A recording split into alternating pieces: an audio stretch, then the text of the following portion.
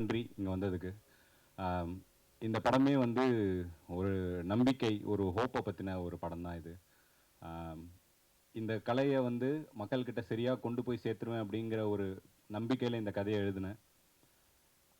இந்த கதை மக்கள்கிட்ட கண்டிப்பாக கொண்டு போய் சொல்லப்பட வேண்டிய படம்னு எங்கள் ப்ரொடியூசர் நம்பி இந்த படத்தை ப்ரொடியூஸ் பண்ணாங்க. இந்த படத்துக்கு நம்மளோட இசை வந்து ரொம்ப பெருசாக இருக்கும், இந்த கலைக்கும் ரொம்ப உதவியாக இருக்கும்னு ராஜா சார் இந்த படத்து மேலே ஒரு மிகப்பெரிய நம்பிக்கை வச்சாங்க. இங்கே இருக்க என்னோட சக நடிகர்கள் எல்லாரும் இந்த கதை அவங்களுக்கு சரியானதாக இருக்கும், மக்கள்கிட்ட கொண்டு போய் சொல்கிறதுக்கும் சூப்பரான கதையாக இருக்கும்னு சொல்லி என் மேலே இருந்த நம்பிக்கையில் இந்த படத்தில் நடித்தாங்க. இங்கேருந்த எல்லா டெக்னீஷியன்ஸும் அப்படி தான். இந்த கதையை வந்து மக்களுக்கான கதை, மக்கள்கிட்ட சொல்ல வேண்டிய கதைன்ற ஒரு நம்பிக்கையில் தான் பண்ணோம். இன்னைக்கு உங்கள் முன்னாடி இதே நம்பிக்கையில் தான் இவ்வளோ சீக்கிரமாக இந்த படத்தை போட்டு காமிச்சிருக்கோம். கண்டிப்பாக நீங்களும் மக்கள்கிட்ட கொண்டு போய் சேர்ப்பீங்க. மக்களும் கண்டிப்பாக இந்த படத்துக்கு வந்து எங்களுக்கு ஒரு பெரிய சப்போர்ட் கொடுப்பாங்கன்ற ஒரு மிகப்பெரிய நம்பிக்கையோட நான் தேங்க்ஸ் சொல்லிக்கிறேன். தேங்க்யூ. எல்லாருக்கும் வணக்கம். இது ஒரு பெரிய ஜேர்னின்னே சொல்லணும். ஏன்னா நான் நடிக்க ஆரம்பித்து ஒரு 30 வருஷம் இருக்கும், 26 வருஷத்துக்கு மேலே ஆயிடுச்சு. டிவிலலாம் பண்ணிகிட்டு இருந்தேன். டிவியில் பண்ணாலுமே சினிமாவில் வரணும், சினிமாவில் பண்ணணுன்றது ஒரு பெரிய கனவாக இருந்தது. ஆனால் அது என்னன்னு தெரியல, டிவியில் வந்து ரொம்ப நாள் ட்ராவல் பண்ணிட்டோம்னா சினிமாவில் வந்து அவ்வளோ சீக்கிரத்தில் கூப்பிட மாட்டாங்க. பட் அது அந்த கனவோடு அப்படியே வந்து ஒரு ட்ராவல் பண்ணிகிட்டு இருந்தேன். சினிமாவில் கிடைக்கலையே அப்படிங்கிற ஒரு ஏக்கம். ரொம்ப நாள் வந்து அப்படி அந்த ஏக்கத்தோடையே வந்து டிவியில் ட்ராவல் பண்ணிட்டு இருந்தேன். நான் ஐ வாஸ் ஜஸ்ட் எக்ஸிஸ்டிங் இருந்தேன். இண்டஸ்ட்ரியில் நானும் ஒரு நடிகனாக இருந்தேன். பட் என்னோட கனவுகள் வந்து எதுவுமே நான் நினச்ச மாதிரி நடக்கலை. ரொம்ப வருஷம் கழித்து கோவிட் ஆரம்பித்து ஃபஸ்ட் லாக்டவுன் எல்லாம் முடிஞ்சு, ஃபஸ்ட் லாக்டவுன் முடிஞ்சதுக்கப்புறம் பார்த்தா திடீர்னு வந்து வெற்றிமாறன் கிட்டேருந்து ஒரு கால் வந்தது. விடுதலையில் ஒரு ரோல் அப்படின்னு கூப்பிட்டாரு. போய் மீட் பண்ணதில் இவ்வளோ நல்ல ஒரு ரோலுங்கிறது அப்படி வரோன்றது எனக்கு உண்மையாகவே எனக்கு தெரியல. ஏன்னா சினிமாவில் அதுக்கு முன்னாடி வந்து பண்ணிகிட்டு இருந்தேன். ஒரு நாள் 2 நாள் 3 நாள் சின்ன சின்ன ரோலாக கிடைக்கும், அப்படியே பண்ணிகிட்டு இருந்தேன். பட் வெற்றிமாறன் வந்து அவ்வளோ பெரிய ஒரு ரோல் கொடுத்து உண்மையாகவே அது வரும்போது நீங்கள் பார்த்துருப்பீங்க. ஸோ அதை தொடர்ந்து அடுத்த மிகப்பெரிய ரோல்னா பாரிக்கு தான் நான் தேங்க்ஸ் சொல்லணும். ஜமாலை நீங்கள் இப்போ தான் பார்த்தீங்க. இந்த மாதிரி ஒரு ரோல், அதாவது கிட்டத்தட்ட I mean it is author back ரோல்னே சொல்லலாம். எனக்காகவே எழுதின மாதிரி எனக்கு ஃபீல் ஆகுது. But thank you Pari. இத்தனை வருஷமாக எல்லா புது டைரக்டர்ஸையும் புது கலைஞர்களை நீங்கள் சப்போர்ட் பண்ணியிருக்கீங்க, வளர்த்து விட்ருக்கீங்க. அதே மாதிரி கிட்டத்தட்ட நானும் புதுசு தான். 30 வருஷமாக இருந்தாலுமே புதுசு மாதிரி தான். அதனால் எல்லாரையும், இங்கே இருக்கிற எல்லாரையும் வந்து சப்போர்ட் பண்ணணும் இதில். ஏன்னா டெக்னீஷியன்ஸ் அத்தனை பேரும் எல்லாமே புதுசு. First time director, first time cameraman, first time editor, அந்த மாதிரி எல்லாருமே புதுசு. ராஜா சார் மட்டும்தான் அவ்வளோ ஃப்ரெஷ், பழசு பட் அவ்வளோ ஃப்ரெஷ்ஷாக போட்டிருக்காரு. ஸோ இந்த படத்துக்கும் சப்போர்ட் பண்ணுங்கள். நன்றி, வணக்கம். எல்லாருக்கும் வணக்கம். ரொம்ப சந்தோஷமாக இருக்குது. இன்னொரு பேர் கிடைச்சதில்லை இங்கே, இப்போதைக்கு போனேன்னு சொல்கிறாங்க. So I'm very happy. First of all thank பண்ணணும்னா நம்ம ப்ரொடியூசருக்கு இது first thanks. Learn and teach ப்ரொடக்ஷன்ஸ்க்கு இந்த மாதிரியான ஒரு சப்ஜெக்டில் படம் பண்ண வந்து அது கான்ஃபிடெண்ட்டாக நம்ம மேலே இருக்கிற artist, lot of unknown faces. Of course Chetan sir இருக்காங்க, ஆமாம் விராமி, இவங்கெல்லாம் வந்து relatively known faces. But fresh ஃபேஸஸ்க்கு, ரிலேட்டிவ்லி லெசர் நோன் ஃபேஸஸ்க்கு வந்து ஒரு ஆப்பர்ச்சுனிட்டி கொடுத்து இவங்கெல்லாம் பெர்ஃபார்ம் பண்ணுவாங்களா மாட்டாங்களா எதுவுமே தெரியாமல் வந்து ஒரு பாரி மேலே இருக்கிற அந்த ஒரு ட்ரஸ்ட்டு, அந்த ஒரு blind faith. And also thanks Pari for trusting me with this role. ஏன்னா அவ்வளோ ஈஸி கிடையாது. ஷூட் பண்ணும்போதும் நிறைய இடத்துல வந்து தெரியும். ஒரு தடவையும் வந்து ஒரு சின்ன ஒன்லைன் டைலாக் சொல்லும்போது கூட, சார் பூனை மாதிரி பேசுங்க சார் அப்படிம்பாரு. ஸோ அது அப்பப்போ வந்து ஃபைன் டியூன் பண்ணி he got the best out of us. And of course Chetan sir, அவர் கூட ஒர்க் பண்ணது வந்து ஒரு ஒரு இட்ஸ் அ பிக் லேர்னிங். அவர் ஒரு இஸ் அன் என்சைக்ளோபீடியா. நிறைய விஷயங்கள் சீரியஸாக பண்ணி இதில் பண்ணாலும் எந்த அளவுக்கு அது வில்லனிசம் இருந்தாலும் is a very very humorous person, very good fun to be with. So he made things lot more easier. அவர் அப்புறம் தயாள் சார் அவரோட தியேட்ரிக்கல் எக்ஸ்பீரியன்ஸ் வச்சு I mean we share lot of things, நிறைய விஷயங்கள் நல்லா பண்ணாங்க. So anyway it was a wonderful experience. உங்களுக்கெல்லாம் படம் ரொம்ப பிடிச்சிருக்குங்கிறது நினச்சி ரொம்ப சந்தோஷமாக இருக்குது. அதே மாதிரி ஆடியன்ஸுக்கும் இது கண்டிப்பாக பிடிக்கும். And one of my biggest life dreams come ட்ரூங்கிறது வந்து ராஜா சார் படத்தில் வந்து நம்ம பண்ணுறோம். அதுவும் அவர் நேரில் பார்க்குறதுக்கு ஒரு வாய்ப்பு கிடைச்சது வந்து I think it's a very very big blessing. Thank you so much. Thank you. எல்லோருக்கும் வணக்கம். முதல்ல என்னுடைய நன்றியை பாரிக்கும் ப்ரொடியூசருக்கும் நான் தெரிவிச்சு வைக்கிறேன். ஏன்னா அவங்க இல்லைன்னா இந்த படம் கிடையாது, அந்த கண்டிப்பாக நான் கிடையாது இந்த படத்தில். So big thanks to you all. இந்த படம் வந்து ஒரு பெரிய அனுபவம். படம் பார்த்துட்டீங்க. ஸோ ரிசல்ட் என்ன ஆக போகுதுன்றது இன்னொரு 3 டேஸில் தெரிஞ்சிடும். ஸோ ரொம்ப எக்ஸைட்டடாக இருக்கும், பாசிட்டிவாக இருக்கும். பட் இதில் வந்து நாங்கள் அனுபவம் தான் மிகப்பெரிய ஒரு ஒரு விஷயமா இருக்கும் எங்களுக்கு எல்லாருக்குமே. லாட் ஆஃப் ஃபர்ஸ்ட் டைமர்ஸ் இருக்கும் அந்த படத்தில். அந்த 35-40 நாள் நாங்கள் ஷூட் பண்ணது, எப்படியெல்லாம் ஷூட் பண்ணோம், எந்த அளவுக்கு ஒன்றா இருந்தோம், எந்த அளவுக்கு வந்து வாழ்ந்தோம் அந்த இடத்துல அப்படின்றது தான் ஒரு ஐ திங்க் அதுதான் ரிஃப்ளெக்ட் ஆகுதுன்னு நினைக்கிறேன் ஒவ்வொரு ஃப்ரேம்லேயும். பாரியோடைய இமேஜஸ் அவ்வளோ கிளியராக இருந்தது. அவருக்கு என்ன வேணும் அப்படின்றது அவ்வளவு கிளியராக கிளாரிட்டியோடு இருந்தார். ஸோ அதனால் எங்களால் வந்து அந்த அளவுக்கு I think we were able to also deliver. So இந்த படம் பெரிய வெற்றியாக மாறணும் அப்படின்றது எங்கள் எல்லாருடைய நம்பிக்கையும் இருக்குது. அதை ஆக்குவீங்க அப்படின்றது உங்கள் கையில் இருக்குது. Thank you very much. எல்லாருக்கும் வணக்கம். ரொம்ப ரொம்ப ஹாப்பியாக இருக்குது ஜமாலை வந்துட்டு ஃபீமேல் லீடாக பண்ணியிருக்கிறது நினச்சி. Thank you so much producer sir for producing such a lovely film. And படத்தை வந்து இவ்வளோ சூப்பராக ப்ரொமோட் பண்ணுற நம்ம சுரேஷ் சந்திரா சாருக்கு ஒரு ஸ்பெஷல் தேங்க்ஸ். எனக்கு என்ன ஹாப்பியாக இருந்துச்சுன்னா, எப்போவுமே ஒரு படம் முடிஞ்சிட்டு நம்மளோட ப்ரெஸ் நண்பர்கள்லாம் வெளில வரும்போது எங்கிட்ட உரிமையாக சொல்லுவாங்க, ஏம்மா இவ்வளோ கேவலமாக பண்ணியிருக்கேன், ஏன் இப்படி பண்ணியிருக்கேன், நல்லா இருக்கு, ஓகே அப்படின்லாம் இருந்து சொல்லுவாங்க. ஆனால் இன்னைக்கு வந்து எனக்கு தெரியும் கொஞ்சம் பேர் ஆல்ரெடி நான் எப்போவே பார்ப்பேன், அவங்கெல்லாம் வந்து ரொம்ப ஃப்ரெண்ட்லியாக வந்துட்டு ரொம்ப சூப்பராக இருந்துச்சுமா படம் நல்லா இருந்துன்னு சொல்லும் போது எனக்கு அவ்வளோ ஹாப்பியாக இருந்துச்சு. ஏன்னா அவங்க டெய்லி ஒரு 5-6 படம் பார்க்குறாங்க. ஸோ அவங்களோட கருத்து வந்து ரொம்பவே நான் இம்பார்ட்டண்ட்டாக கருதுகிறேன். ஸோ ரொம்ப ரொம்ப நன்றி. எங்கள் படத்தை நல்லபடியாக கொண்டு போய் ஆடியன்ஸ்ட்டை ரீச் பண்ணி வைங்க. அண்ட் நான் நிறைய பேருக்கு தேங்க்ஸ் பண்ணுவேன் இந்த படத்தில். மெயினாக வந்துட்டு director sir Pari, such a good friend of mine. இப்போ ஆயிட்டார் அவர். அமேசிங்கான ஆக்டர். நான் வந்து ரொம்ப ரொம்ப ஹம்பிளாக ஃபீல் பண்ணுறேன் உங்கள் முன்னாடி நடித்ததுக்கு. ஏன்னா அவ்வளோ கஷ்டமாக இருந்தது அவரோட ஆக்ட் பண்ணுறதுக்கு. ஏன்னா he knows what he wants. அவர் ஒரு ஆக்டராக இருக்கனால அவரை ஏமாற்ற முடியல.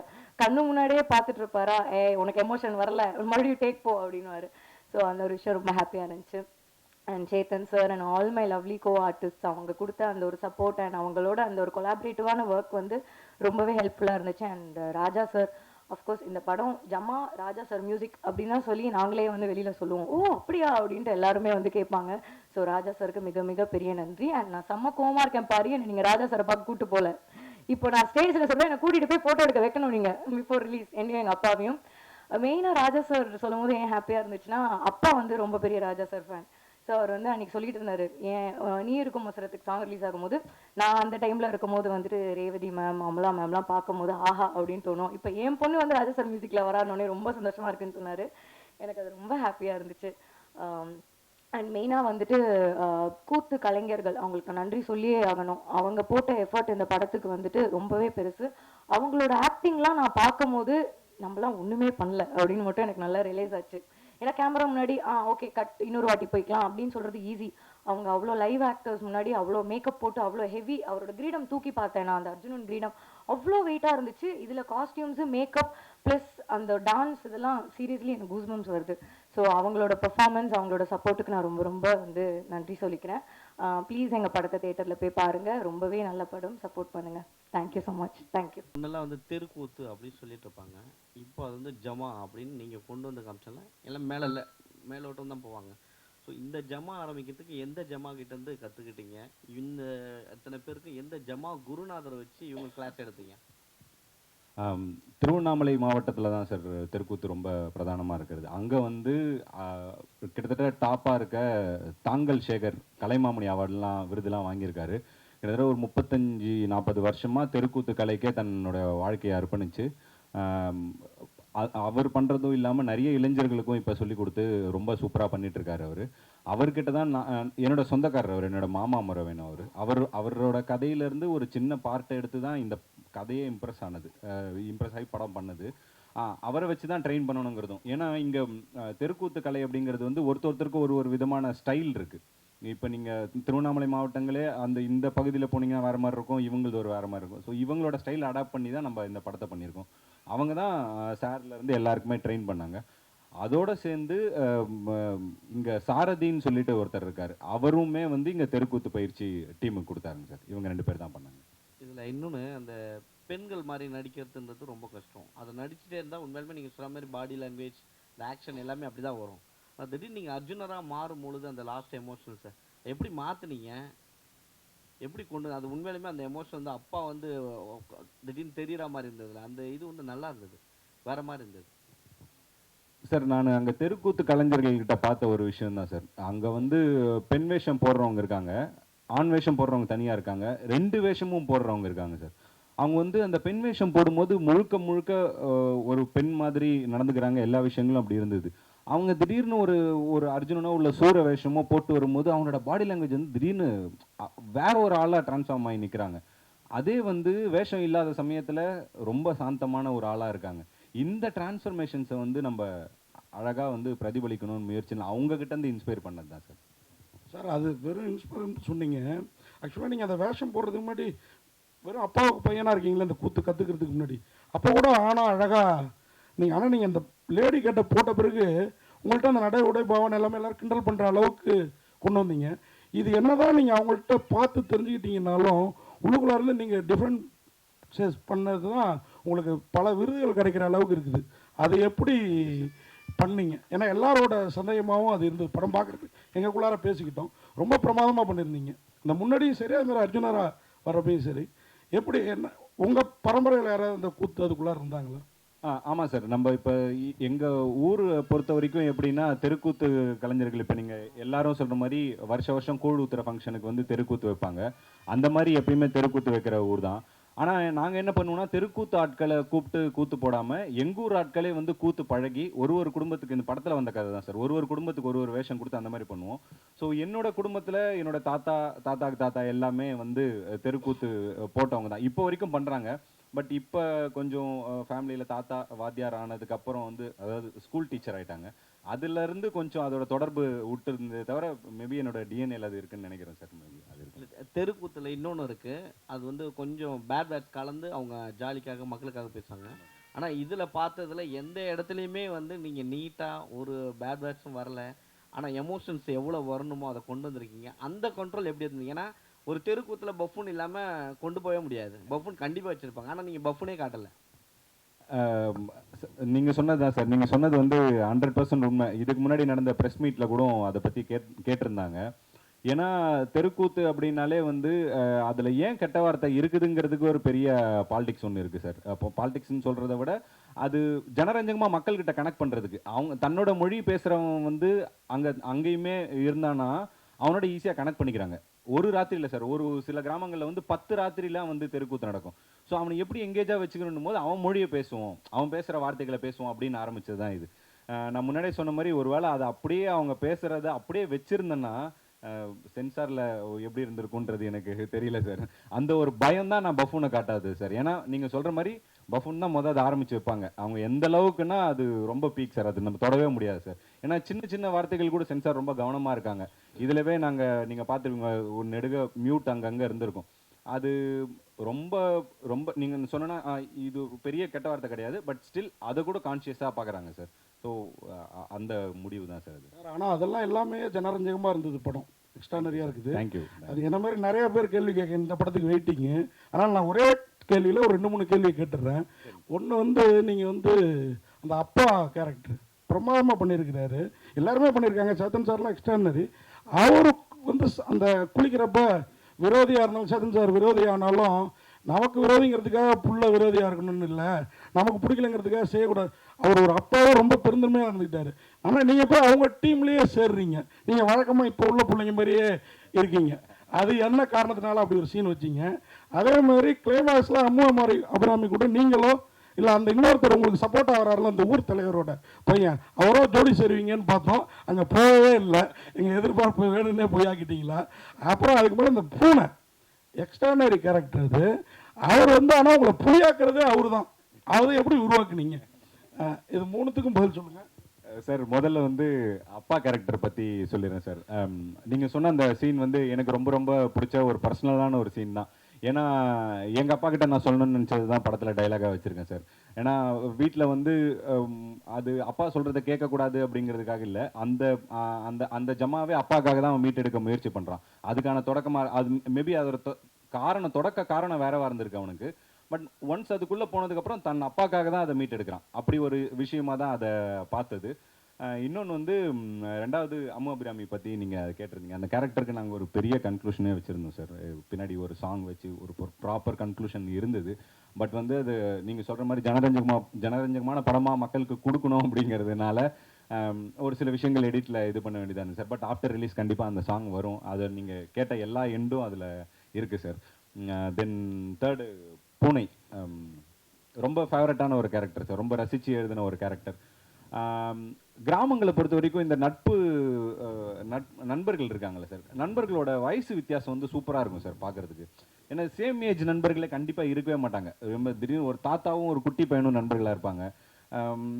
இதில் வந்து இன்னொன்று ரொம்ப மிக முக்கியமாக இந்த கல்யாணம்ன்ற கேரக்டரோட நண்பர்களை தேர்வு செஞ்சதில் ஒரு இது என்ன இருந்ததுன்னா, யாரெல்லாம் இவனை ஜட்ஜ் பண்ண மாட்டாங்களோ அவங்கள தான் நண்பர்களாக வைக்கணும்ட்டு சார். ஒரு சின்ன பையன் கண்டிப்பாக இவனை ஜட்ஜ் பண்ண மாட்டான், அவனோட இதை பற்றி கிண்டல் பண்ண மாட்டான்.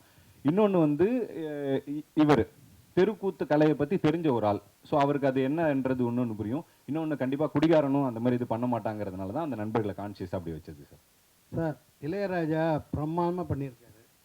அவர் தான் இந்த படத்தை தூக்கி நிறுத்தியிருக்காரு. இந்த படத்தை பார்த்துட்டு அவர் என்ன சொன்னார் சார்? அதான் சார், படம் வந்து சார் ராஜா சார் பற்றி உங்களுக்கு நல்லாவே தெரியும். சார் வந்து ரொம்ப ரசித்து ரொம்ப பிடிச்சி இந்த படத்துக்கு வந்து இசையமைச்சாங்க. இந்த படத்தை பற்றி சொல்லும்போது என்கிட்ட ஒரு சில நாள் வந்து சொன்னார், ரொம்ப ரொம்ப ஆத்மாத்மா ரொம்ப உண்மையாக பண்ணியிருக்கீங்க, டிஃப்ரெண்ட்டாக ட்ரை பண்ணியிருக்கீங்க. ஸோ நான் என்னோடய மியூசிக்லேயும் நான் டிஃப்ரெண்ட்டாக ஒரு விஷயங்களை ட்ரை பண்ணுறேன். நான் எப்பயும் வழக்கமாக உபயோகிக்காத இன்ஸ்ட்ருமெண்ட்ஸ்லேருந்து ரொம்ப தேர்ந்தெடுத்து டிஃப்ரெண்ட்டான இன்ஸ்ட்ருமெண்ட்ஸ் யூஸ் பண்ணாருங்க சார். அவர் சொன்னார், எனக்கு ஒரு சில இடங்களில் இது விருப்பமாக இல்லாமல் இருக்குது, இருந்தாலும் இந்த கதைக்கு இந்த உலகத்துக்கு இது தேவைப்படுது அப்படின்னாரு. நான் அப்போ கூட நான் சார்கிட்ட சொன்னேன், சார் உங்களுக்கு பிடிச்ச மாதிரி கூட நம்ம அந்த விருப்பம் உள்ளதாகவே போகலாம் சார்னு சொல்லும்போது கூட அவர் ஒரு வார்த்தை சொன்னார், அப்படி இல்லை, இந்த கதைக்கு என்ன தேவையோ அதுதான் பண்ணணும், ஆடியன்ஸுக்கு வந்து புதுசான ஒரு எக்ஸ்பீரியன்ஸ் கொடுக்கணும், நீ டிஃப்ரெண்ட்டாக தானே படம் எடுத்திருக்க, நம்மளும் டிஃப்ரெண்ட்டாக முயற்சி பண்ணலாம் அப்படின்ட்டு தான் சார் சொன்னார்.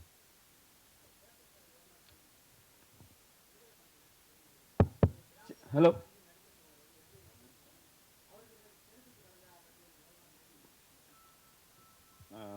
நீங்கள் சொன்ன மாதிரி சார் ஒரு ரொம்ப சிறந்த நடிகர்.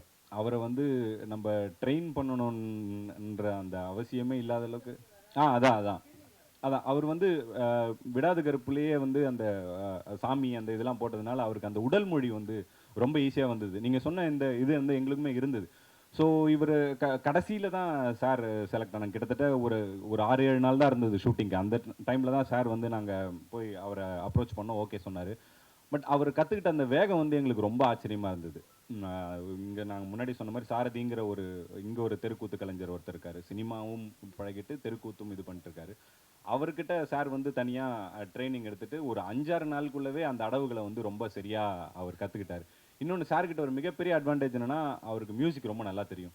ஸோ இசையை வந்து அவரால் ஈஸியாக புரிஞ்சிக்க முடியுது. நாங்களாம் தான் ரொம்ப கஷ்டப்பட்டோம். எனக்கு இசை பற்றி சாருக்கு இருக்க அளவுக்கு புரிதல் கிடையாது. அந்த தாளத்தை பிடிக்கிறது, அந்த மியூசிக் பிடிக்கிறதுக்கு அந்த விஷயம் இல்லை. பட் சாருக்கு அந்த இருந்ததுனால ரொம்ப ஈஸியாக அதை கிராஸ் பண்ணிக்கிட்டாங்க. ஹலோ சார், முதல் முறையாக ஒரு நடிகராக மக்களுக்கு முன்னாடி அரிகாரம் பூசி வந்து நடிச்சிருக்கீங்க. ஓப்பன் பிளேஸில் மக்களுக்கு முன்னாடி, அதாவது ஷெட்டுக்குள்ளே நடிச்சிட்டு தான் ஸ்க்ரீனில் பார்ப்பாங்க. இப்போ நீங்கள் மக்களுக்கு முன்னாடி நடிச்சிருக்கீங்க. இவர் வந்து அந்த அர்ஜுனன் வேஷம் போட்டு அவர் அந்த பெண் வேஷம் போட்டு குந்தி வேஷம் போட்டு நடிக்கும்போது அந்த ஆடியன்ஸோட கண்ணீர்லாம் லைவாக காமிச்சிருந்தாங்க. அதை நீங்களும் பார்த்தீங்க, கண்ணு திறந்து பார்த்துட்டு க்ளோஸ் பண்ணும்போது நீங்கள் எப்படி ஃபீல் பண்ணீங்க அந்த நடிகர்? இப்போ மக்களுக்கு முன்னாடி நடிச்சது எப்படி இருந்தது உங்களுக்கு? அரிகாரம் பூசி நடிச்சது ஒரு நடிகராக நடிக்காமல் ஒரு தெருக்கூத்து கலைஞராக ஒரு கிராமத்தில் மக்களுக்கு முன்னாடி நடிச்சது நீங்கள் எப்படி ஃபீல் பண்ணீங்க? இல்லை, எனக்கு மக்கள் முன்னாடி இந்த அரிதாரம் பூசிட்டு நடிக்கிறது அது பெரிய கஷ்டமாக கிடையாது. ஆனால் அந்த அரிதாரம் பூசிட்டு அந்த வேஷம் போட்டு அந்த கிரீடெல்லாம் வச்சுக்கிட்டு நடிக்கிறது தான் ரொம்ப சிரமமாக இருந்தது. அப்போ அது ஒரு, நீங்கள் சொன்ன மாதிரி அது ஒரு வேற ஒரு கலை. நம்ம நடிக்கிறது வேற, தெருக்கூத்துங்கிறது கலை, அந்த ஆர்ட் ஃபார்மே வேற ஆர்ட் ஃபார்ம் இல்லையா? ஸோ அதை கற்றுக்கிட்டு அதுக்கேற்ற மாதிரி நடிக்கிறது தான் கஷ்டமாக இருந்தது ஒழிய மக்கள் முன்னாடி நடிக்கிறது அது ஒன்றும் புதுசு இல்லையே, 30 வருஷமாக பண்ணிட்டு இருக்கிறது தானே. இல்லை, இயக்குனர் சார், ஓப்பன் பிளேஸ்லேயும் நிறைய நடிச்சிருக்கோமே. இயக்குனர் சார், இந்த கதையை, அதாவது இந்த கலையை வந்து எப்படி முதல் முறையாக அந்த படமாக்கணும்னு நினச்சிங்க? சார், நான் சொன்ன மாதிரி திருவண்ணாமலை மாவட்டத்தில் இருந்து வந்தவன் சார் நான். ஸோ சின்ன வயசுலேருந்து தெருக்கூத்து வந்து எங்கள் வாழ்வியலோட ஒரு அங்கமாக தான் இருக்குது. முக்கியமாக இந்த கதை எழுதுறதுக்கு மிகப்பெரிய இன்ஸ்பிரேஷனாக இருந்தது அந்த தெருக்கூத்தோட சவுண்டு சார். அந்த தாளம் அடிக்கிற அந்த, நம்ம இங்கே ஜால்ரான்னு சொல்லுவோம், அதை தாளம்னு சொல்லுவாங்க. அந்த தாளத்தோட சவுண்ட் இருக்குல்ல சார், அது ரொம்ப சூப்பராக பயங்கரமாக இன்ஸ்பயர் பண்ணிச்சு சார். அந்த சவுண்டை நம்ம திரும்ப திரும்ப கேட்கும்போது நமக்குள்ளே ஏதோ ஒரு விஷயங்கள் பண்ணும்.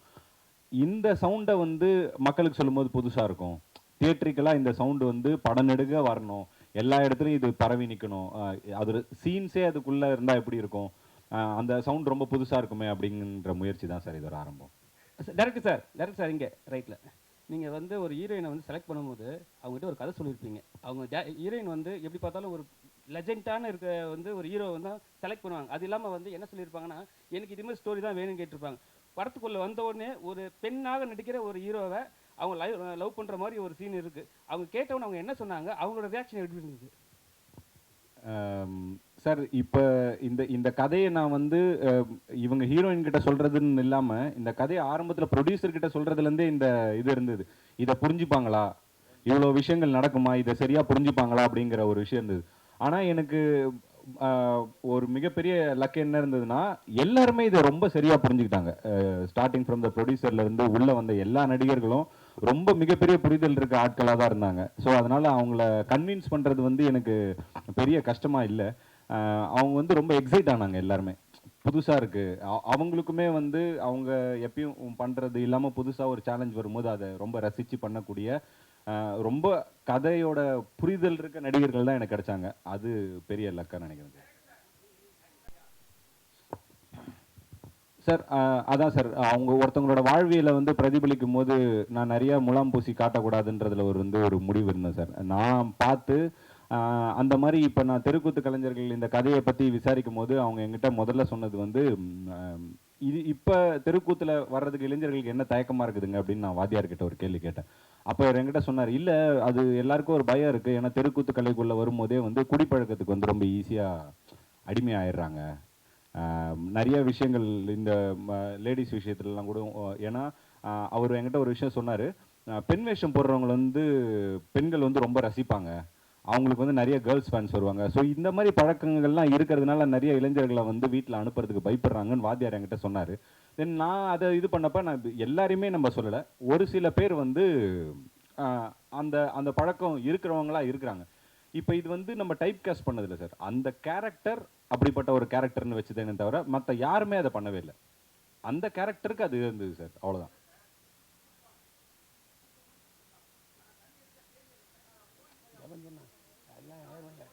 இல்லை சார், அதான் சார், எல்லாருமே அப்படி இருக்கிறது இல்லைங்க சார். மேபி அந்த அளவுக்கு மாரல் இருக்க கேரக்டராக இந்த கேரக்டர் உங்களுக்கு புரிஞ்சிருக்கான்றது எனக்கு தெரியல சார். அவ்வளோ மாரல் இருக்க கேரக்டர் இல்லை சார். நீங்கள் திருவண்ணாமலை ஜமான்னு சொல்லிட்டே இருக்கீங்களே, நவராத்திரி பார்க்கலையா, அவதாரம் பார்க்கலையா? சினிமாவில் இருக்குதுன்னு சொல்கிறீங்க. புரியல சார், புரியல. நவராத்திரியில் சிவாஜி கணேசன் சாவித்திரி போட்ட தெருக்கூத்து பார்த்தீங்களா? அவதாரத்தில் நாசர் போட்டிருந்தாரு, நாசர் சொந்த படம் அது. ஆமாம் சார். பார்த்தீங்களா இல்லையா? பார்த்தேன் சார். ஆனால் அதை பற்றிலாம் சொல்லவே மாட்டேங்கிறீங்க. இதே திருவண்ணாமலை ஜமான்னு திருப்பி சொல்லிட்டீங்க. அந்த இன்ஸ்பிரேஷன் உங்களுக்கு இல்லையா? இல்லை சார், இது எந்த கதையும் படத்தையும் பார்த்து இன்ஸ்பயர் பண்ணி எடுக்கல சார், அவங்களோட வாழ்வியலை இன்ஸ்பயர் பண்ணி எடுத்தது தான் சார். எதை பார்த்து இன்ஸ்பயர் ஆகிருக்குமோ அதை தானே சார் சொல்ல முடியும். ஸோ அதுதான் சார் நாங்கள் இதை பற்றி பேசணும். சேத்தன் சார், தேவதர்ஷி மேடமும் சிறந்த நடிகை, இப்போ உங்கள் பொண்ணும் ஹீரோயின் ஆகிட்டாங்க. அவங்க இந்த குந்தி கெட்டப்பு இந்த மாதிரி தெருக்கூத்து இதெல்லாம் பார்த்து என்ன சொன்னாங்க, என்ன கமெண்ட் அடிச்சாங்க? அவங்க முதல்ல இந்த படத்தை பார்த்துட்டு ஒய்ஃபு பொண்ணு 2 பேரும் வந்து அழுதுட்டாங்க. அவ்வளோ ஒரு எமோஷ்னலாக ஃபீல் பண்ணாங்க. ரொம்ப பிடிச்சிருக்கு அவங்களுக்கு. இல்லை சார், முதல்ல வந்து நடிகன் ஆகிறதுக்காக தான் சினிமாக்குள்ளவே வந்தேன் சார். ஸோ மைம் கோபி அண்ணங்கிட்ட வந்து நடிப்பை கற்றுக்கிட்டு அப்படி தான் சார் அப்படி தான் இந்த பயணமே வந்து ஆரம்பிச்சது. ஸோ ஒரு 10 வருஷமாக சின்ன சின்ன வேஷங்கள் நிறையா நடிச்சிருக்கேன் சார். ஸோ முதல்ல வந்து அப்படி பெரிய ரோல் எதுவும் பிரேக் த்ரூ ரோல் நமக்கு கிடைக்கலன்னும் போது நமக்காக நம்ம ஒன்று எழுதணும் அப்படின்னு ஆசைப்பட்டு எழுதுனது தான் சார் இது. அப்படி எழுதும் போது இன்னும் நம்மளோட ஸ்ட்ராங்கஸ்டான ஒரு இதிலேருந்து எழுதுவோன்ட்டு தான் தெருக்கூத்து பற்றி பண்ணது சார். அதுதான் சார், வேறு யாருமே அப்ரோச் பண்ணல சார். Thank you sir. கம்பெனி விருதுலாம் அரசாங்கம் கொடுக்குது. இந்த படம் வந்து வரி விலக்கு பெற்றுச்சுன்னா உங்களுக்கு லாபமாக இருக்கும். ஏன்னா ப்ரொடியூசர் மட்டும்தான் அழுதாரு, இன்னும் நீங்கள் ஏரியாவே போகலன்னு. மற்றவங்கெல்லாம் சிரிச்சுக்கிட்டு இருக்கீங்க, அவர் பாருங்க.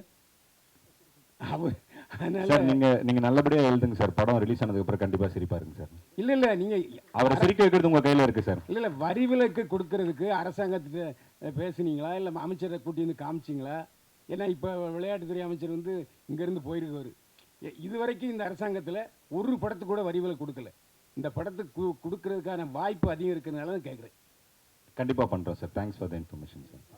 பெண் வேஷம் போடுறவங்களுக்கு நிறையா ரசிகைகள் கிடைப்பாங்க அப்படின்னு அந்த தெருக்கூத்து கலைஞர் சொன்னதாக சொன்னீங்க. நீங்கள் படத்தில் பெண் வேஷம் நிறையா போட்டிருக்கீங்க, அதுதான் பிளானா? இந்த படத்துக்கு அப்புறம் நிறைய ரசிகைகள் கிடைப்பாங்களா சார்? அவரோட வைஃப் வந்திருக்காங்க. எதுக்கு இது சார்? நீங்கள் இங்கேயே அவருக்கு வில்லன் ஆயிட்டீங்க சார். சார் மிக்க நன்றி.